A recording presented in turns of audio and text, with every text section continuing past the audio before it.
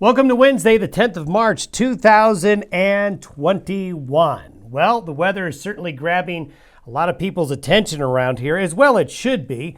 And we're going to take a really long, hard look at what the upcoming weather events may look like as they unfold.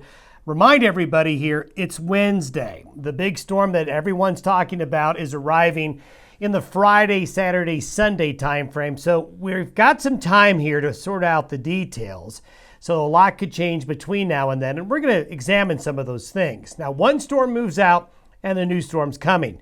Last night's snowstorm brought some really beneficial moisture to central Wyoming, parts of western Nebraska and South Dakota, and they'll get a little more snow shower activity today. But the first system's moving out. Now, our confidence continues to get higher and higher in that four-corner storm. It is likely, in fact, the chances are looking very good. It will bring prolonged major impacts to the region starting Thursday night and Friday in some areas, then all areas Saturday through Monday. Stock growers and travelers, you need to pay very close attention, and I would begin planning.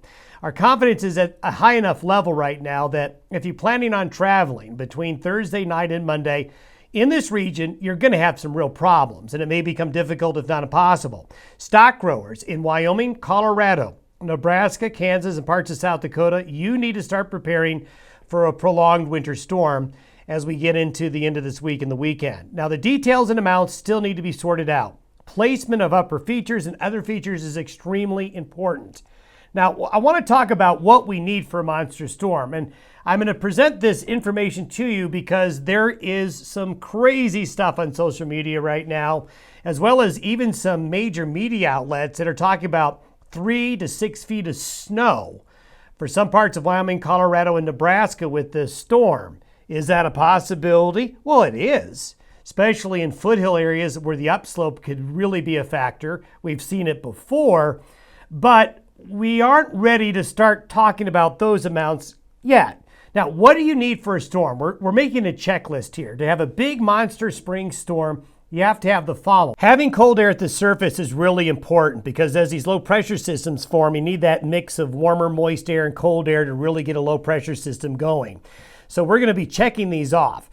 Closed circulations at 10,000, 18, and 30,000 feet. Basically what that means is that when you have a circle of the winds, the counterclockwise spin, when those three layers have closed circulations, that's where you get a very deep easterly wind flow with the atmosphere that brings moisture up out of the Gulf of Mexico and into the high plains and Rockies.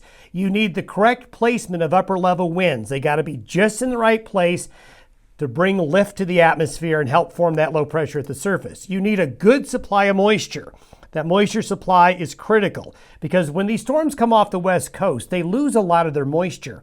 So when these storms reform in the Four Corners area, you got to bring moisture in.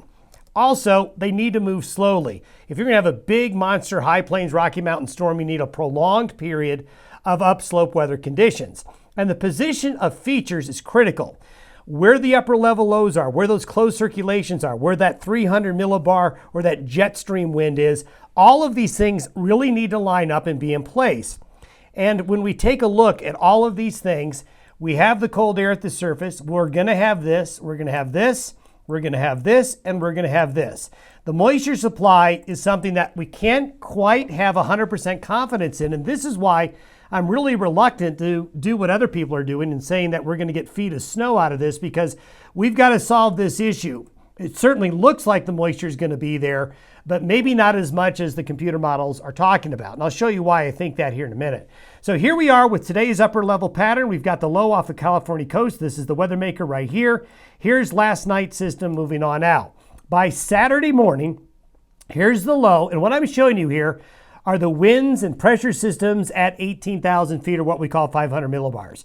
So we're right near that Four Corners area. Notice the main jet stream wind is up here, so it's detached, so it has a slow movement, and we got that counterclockwise wind flow around this low right here. This system is going to draw moisture northward, and it's going to start snowing as early as Thursday night and Friday in parts of northwest Colorado and southern Wyoming as that low comes on in. By Sunday morning, the low goes from near the Four Corners to across east central Colorado. The upper level low is right just south of the Palmer Divide between Denver and Colorado Springs. And then as we go on into Sunday afternoon, So this is Saturday morning, Sunday afternoon. It is a slow mover. So we've got that slow movement. And notice the counterclockwise spin has a strong easterly flow into the Front Range of Wyoming and into Colorado. Now, this is a textbook setup. This low right here is helping to move this one out, but it's going to take 2 days for the system to completely move out. Now, one thing I talked about is placement of upper level winds. The map I'm showing you here with all these colors is approximately 30,000 feet. And here is the upper level low, Saturday morning, over Utah near that Four Corners area. This is where that feature would be in the upper levels. These colors here show the strongest winds aloft. For the Colorado, Nebraska, eastern Wyoming area to get a big spring storm, the strongest jet stream winds need to be here, and that's exactly where they are. Because these strong jet streams aloft lift the atmosphere and on the surface start to form the low pressure on the ground, where you see the surface low. The counterclockwise spin around that surface low, then like a straw, begins to bring moisture up out of the Gulf Coast and southern areas. So the upper level winds are in the right spot. This is Saturday morning. By Sunday morning, notice the upper level winds are still very strong here, and we have very strong winds starting to curl around the upper level low. And the upper level low is now centered just over, let's say Alamosa, right along that New Mexico-Colorado border area. So we like what we see with the upper level winds. We have a closed circulation at 30,000 feet, 18,000 feet, and also at 10,000 feet. This is where we are at 10,000 feet Sunday morning. So there it is, Sunday morning. The 10,000 foot winds are in east central Colorado. The 30,000 foot winds are very close by, and so are the 18,000 foot winds. So we've got all of that. Look at the upper level winds by noon Sunday. We have very strong jet stream winds going all the way around now, and we have this flow all the way to 30,000 feet. So if you were flying from here to here, you would actually headed to a headwind.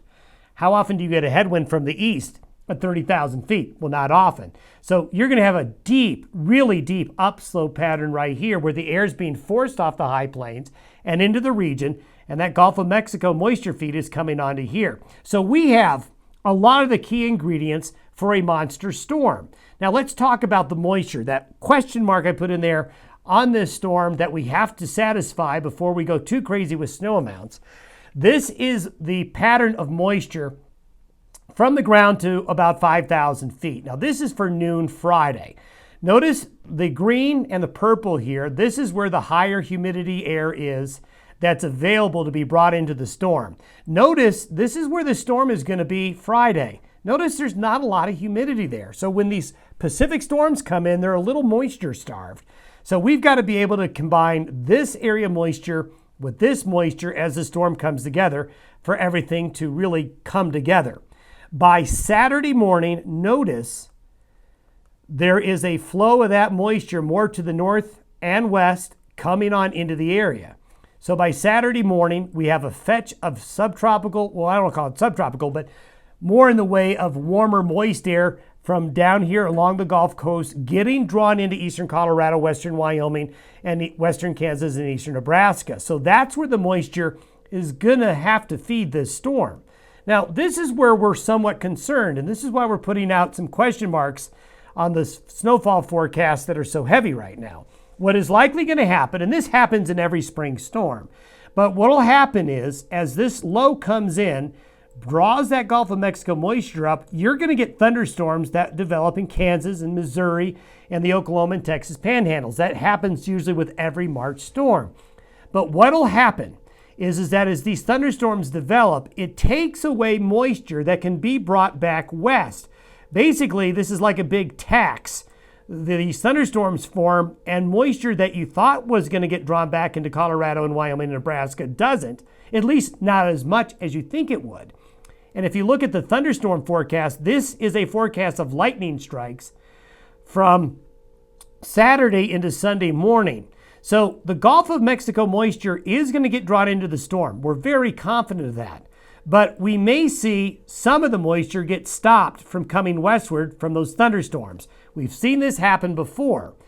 When you look at the humidity map for Saturday night into Sunday, it's very impressive. There's a lot of moisture to work with, but we may not see as much humidity here as the model is showing. So we always have to be somewhat skeptical when we're 3 or 4 days out like this. By Sunday afternoon, you can see like a big straw that low is drawing in Gulf of Mexico moisture. And this is something that we saw during the March 2019 storm that looks very similar to this one right here. When you take a look at the forecasted precipitation, the amounts are really, really impressive. Anywhere you see orange here, you're talking about 2 inches of water or more. Look at that, 4 inches near Wheatland, Wyoming, and 3 to 4 inches of precipitation here. A lot of precipitation here. 2 inches or more along the Colorado Front Range from Boulder to Denver and out on the Palmer Divide. Notice southeastern Colorado on this current track isn't going to get as much. Now, if we were to convert this to snow with the expected forecasted temperatures, well, these are some of the snowfall amounts you get. Now, if I use another scale, we get some places that show 60 or 70 inches of snow. And that's why you're hearing forecasts on social media and other outlets saying that we could have 3 to 6 feet of snow. Could that happen? Yes.